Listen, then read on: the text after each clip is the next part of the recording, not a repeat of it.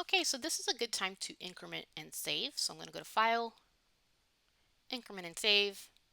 And again, you'll notice in this folder directory, you'll be able to see how by um, by this process, Maya will save it into the folder that I set it to. So uh, I'll give it a last name, first name, tutorial 2, and I'll save the file type as a Maya ASCII. I'll click Save As. Um, so once I have that, I'm going to go ahead. I've locked these images. What I'm also going to do, I'm going to go ahead and go into my for camera layout. I'm going to hide some of these tabs that I don't need anymore just so you can see this a little bit better. Okay, zoom out here, and I'll zoom out here. Select camera. Okay. And I'm going to go ahead and add a cube. So once I do that, you'll notice as I start scaling things, this cube is blocking the image. So with some of these cameras, I'm going to change the shading and make it X-ray. So specifically for the orthographic camera, so shading, I'll check on X-ray. I'll select this camera, shading, and then X-ray. I don't do it with the 3D camera because I want to be able to see it as is. But this helps me to kind of see things. And what I might also do is turn on wireframe on shaded. This will help me see the edges when I've deselected the image. I personally like it uh, as an option.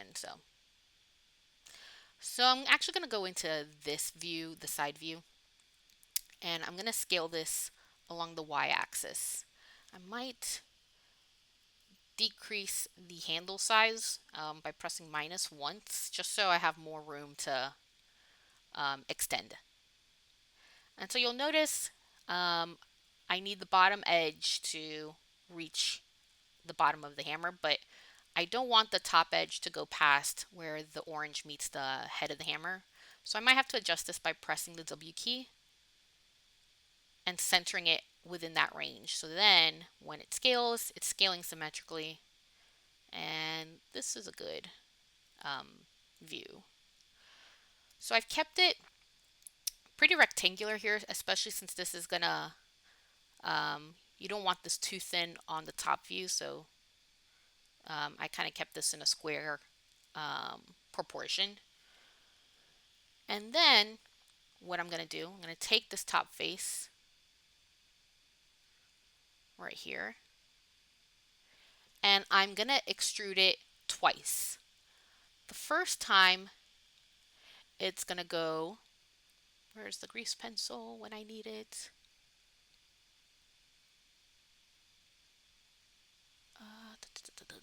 Ah, wait, nope, you're not here. Okay, fine. There you are. Okay, so the first time will be up to here, right? So this little section. Then the next time I'm going to extrude it and block this area here. So 1 and then 2. Okay. So let's close, delete, clear frame. There we go. All right. So I believe I have this frame. I do not have it. I do not have that face selected. So I'm going to select it in the perspective camera. But now I'm going to go to the side view because this pretty much helps with looking at the actual height. So I'm going to press Control E, which is the hotkey to extrude. I let go. I just press Control E together and then I release the left hand. After I do so, I'll press W, bring it up. I'll press R and I'll scale it along the Z axis. So this blue cube that is now yellow. I might bring it a little bit this way. Yes. And then I'll press Control E again. I'll bring it up. I might scale it a little bit along the um, z-axis. I'm going to drag select this and just bring that there. Okay. Again, this is a good time to increment and save. File, increment and save. So once I've done that, this is probably a good time to pause the video if you want to rewind that little bit of modeling and look at it. My biggest recommendation is to watch the videos first, watch them once, take notes, and then step by step watch it again and go step by step and follow along. I think it's easiest that way you can see the steps and how it transitions. So the next thing we're going to do, I'm going to take the front face. So this face, if it will let me select it, right here. So the part that would be the cylindrical part of the hammer. And I'm going to extrude it. And I will extrude it to the very end.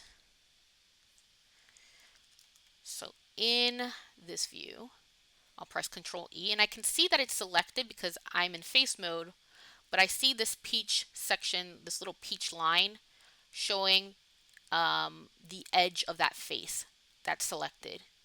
So I'm still in face mode, it's selected in face mode, but I see that line indicating that there is something selected. So I'm going to press Control E,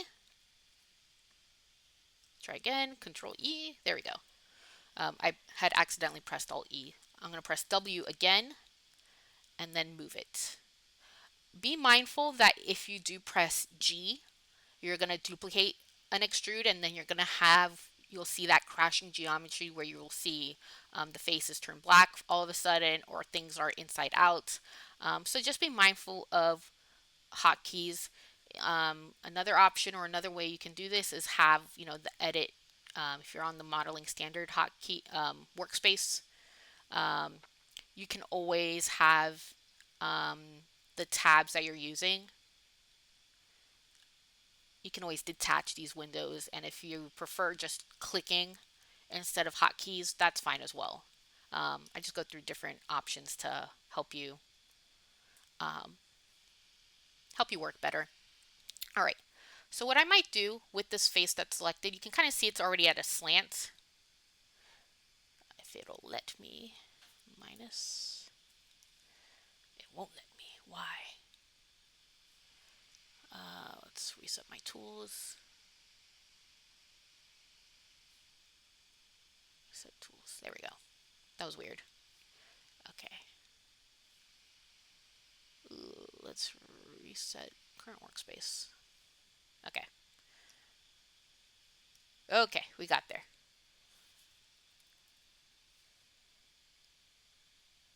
And I'm just going to straighten this a little bit. All right. Because it did have a little bit of a slant here from this portion of the hammer. All right. So next, what I'm going to do, again, this is probably a good place to increment and save. So File, Increment and Save. Next, what I will do, I will create edge loops. So I'm going to make 3 edge loops. I'm going to make one down this line of symmetry first. That was a terrible line. Let's try it again. One down here. Then the other 2 are going to be very close to each other to that first one, and they will be on either side. Ay. Pretend that was a good edge that I just drew. Reason being is that we don't want one edge to define this area. So there's a few things here. We could extrude a little bit first and have some space here and then make the edge loops, or let's clear all the drawings here. Yeah, we could do that just so that, because I think the actual split is right around here. Okay, so then this is when it splits here, and you can kind of see. All right, so let's do that. Let's go into. So I'm going to select the back face first. I'm going to press Control E again. And I'm only going up to a small section. I might use the top view. I'll press W again and bring this out right there. And then I'll press spacebar and I'll go to the side view. So right around where I said, I'll bring this down.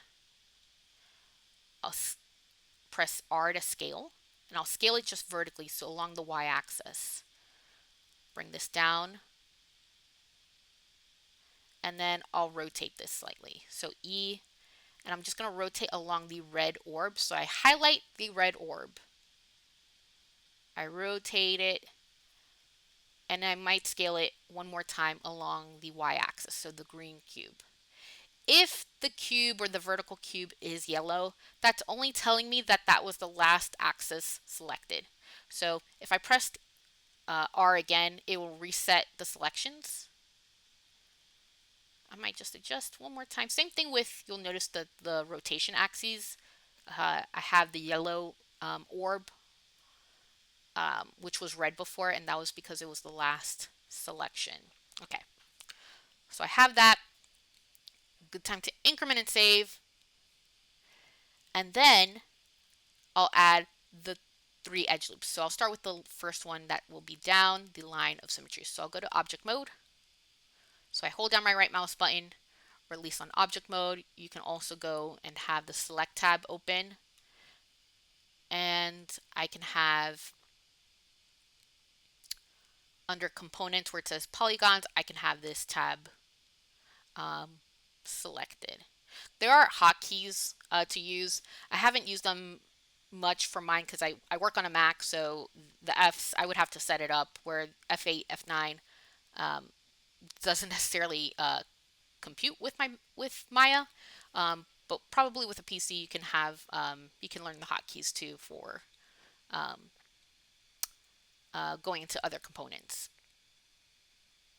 Okay, and F8 would be object mode. Okay, so you can be in object mode or in edge mode to use the insert edge loop tool. You can find it under under mesh tools. So you can have this open, and or you could shift right click insert edge loop. So I hold down the shift key, I hold down my right mouse button, and then I release my right mouse button on insert edge loop. So once I do that, I'll zoom in as best I can. I won't let me. Okay, that's okay. And I'll click down the line, and I can click and hold it and then release when I'm satisfied with where the edge loop will drop. So I'll release here, and then I'll select another edge loop right here. And just note with edge loops,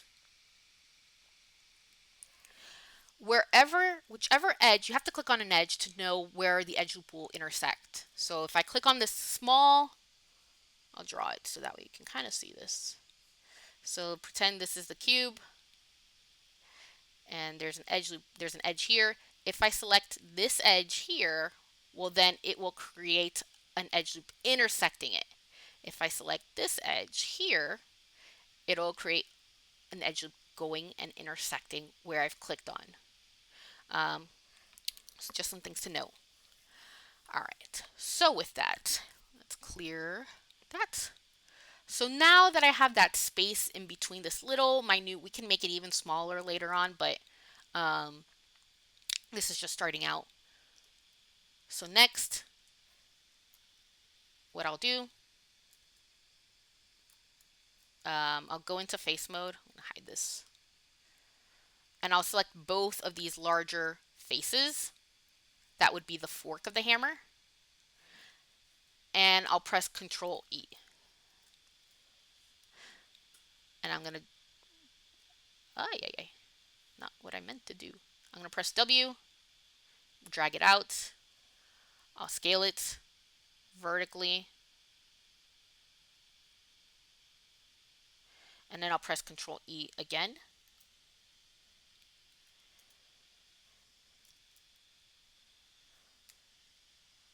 Alt middle mouse to pan your camera.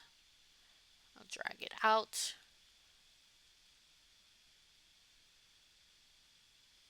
And scale it. You could use the universal tools, just be careful with them. Sometimes they adjust the orientation a little too much. Um, but since this is already at a slant and it's adjusted based off of this little component, you could if you really needed to. Okay, so next what I might do, just a little cleanup, because yes, I've established this arc, but maybe I have to adjust as I go. Same thing like with painting. You might adjust the proportions just to keep things at the same um, level of completion, right? So similar to painting, you don't want to, you know, sketch out the proportions of the face, body, and then, all the limbs, and then put all the details of the face when maybe the head is out of proportion. So you kind of get things done at the same level um, for this to kind of work. Okay, so let's see. What are we going to do? That's a good question. So what I will also do, let's go rotate here. You'll see here I have a lot of edges that are really close together. So if I press 3, it's going to indicate where things are beveled, where things are not. It's like my smooth preview. So this means that I need to add more information to this object. You'll notice that in an area that is supposed to be round, I have 2 edges that are, or 3 edges really, that are really close and tight with each other, and then these 4 edges, 1, 2, I'm in it for text mode. 1, 2, 3, and then the one on behind here, 4. So I need to separate some of this in order for this to make sense.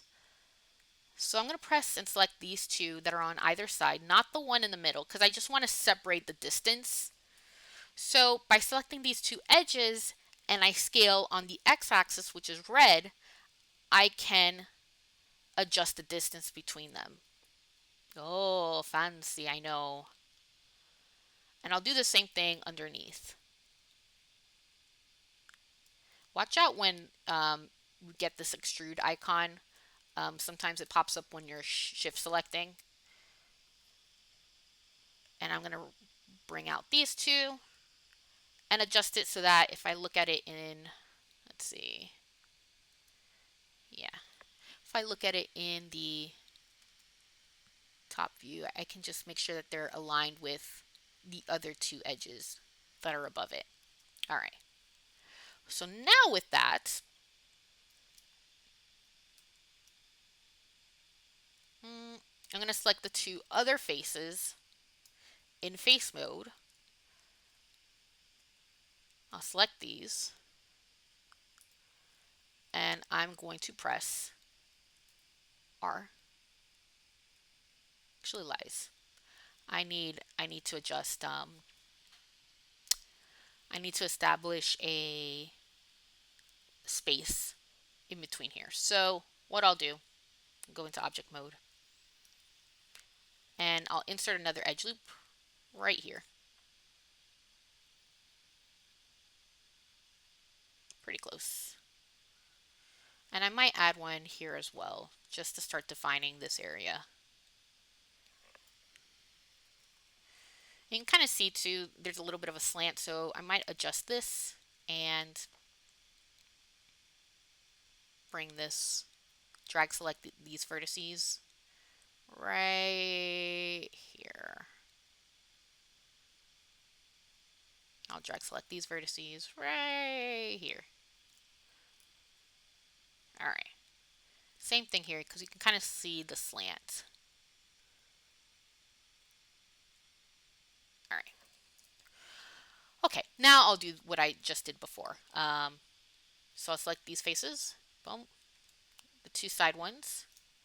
I'll rotate my camera on this side, hold down the shift key and select these 2. I'll press R. Ah, ooh, ah, ee. We should start seeing this defined area, right? Okay. So this might go a little past where we went in class, but I just so that way you can kind of trust the method of this madness, just so it looks a little bit more like a hammer, even further than what it already does. Um, we're going to define that dip within the hammer. So I'm just going to do 2 edge loops. All right. So I'll shift right click, insert edge loop, and I'll go into this view, the side view, so you can see it a little bit better. I'll click on this horizontal edge right here. 1, 2. I'll press Q for select, and you'll notice when I did do that, uh, press W. You'll notice here, if I press Q, it'll go to select mode. So now with this selection, I'll press R. I'll go to my 4 camera layout here. So that way I can look at it in the 3D view, but I'm going to look at it as well in the side view. So I'm going to press in the center cube to scale on all 3 dimensions. I have to adjust to and bring this down. Okay, so just note that it's never just one, you know, transformation. Bring this down a little bit.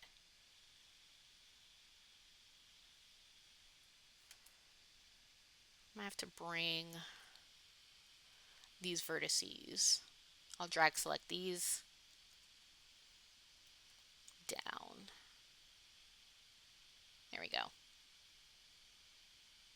So I just brought this little cylindrical part a little bit lower, just because some of the uniform transformations still kept it too high.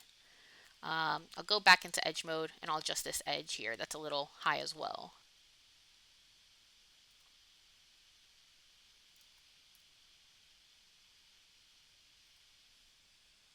Maybe I'll scale it vertically so it's not. And again, if the handles are too small or large, minus and plus will adjust that. So similar to, I believe, in Photoshop, you get that same.